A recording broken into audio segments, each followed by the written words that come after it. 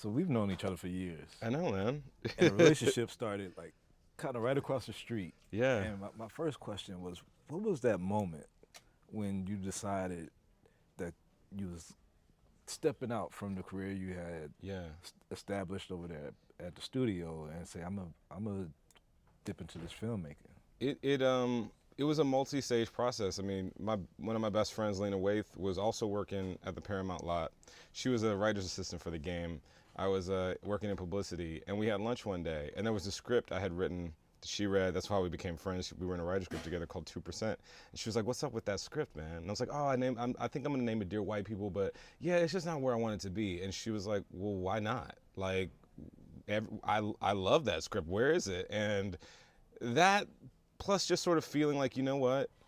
It is hard to try to get a movie made. I have no idea quite how to do that, like on a logistic level. But if it takes me 10 years, that 11th year is going to be so sweet. And I just clicked into this by hook or by crook mindset that like I have to get this movie made. I have to do whatever it takes. I don't know what it takes even, but I have to do it anyway. And where did you pull this from? I mean, Houston and Chapman isn't what I would think of as Westchester. So where was like, I mean, although this stuff has all been in the news, blackface parties and everything else, where were you pulling some of these themes from? Man, I mean, ultimately, you know, Dear White People, it's about what it feels like to always be in reaction to whiteness. And as a black person who went to mostly white magnet schools in Houston but grew up in a black neighborhood, I always felt like in between. And I always felt like I was having to defend blackness to my black friends and defend my place, you know, in the culture to my white friends, and always having to explain myself. And so it really grew out of that. And it grew out of an urge. This was like 2005 when I first started writing it, an urge to see myself in the culture. I was looking at the black content of the time, and I didn't see myself in any of it. I didn't see my friends in any of it. And as a person who's always wanted to make movies, I was like, well, then what am I doing if I'm not putting my story and my sensibilities out there in the culture? Like, that's got to be the focus.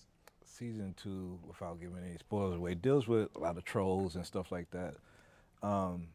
You know, my company, Black Tree TV, has a reactionary response sometimes that people, oh, Black Tree is this.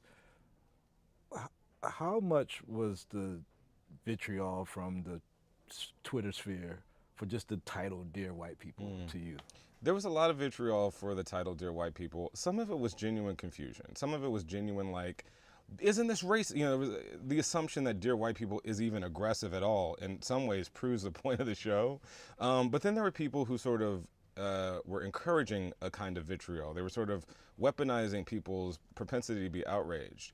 And that I thought was kind of scary, and it hurt a little bit, but it also provided like a really interesting starting place to tell the stories that we're telling in season 2. And I think that any person of color who dares to put themselves out there, dares to put their ideas out there in the big old mass American culture, you're gonna feel this. Yeah. Anyone who has the audacity to be black, and authentically so, in America, and talk about all the things that come with it, for whatever reason, that has made us a target. But the thing that I've really drawn my inspiration from is that that's kind of always been the case.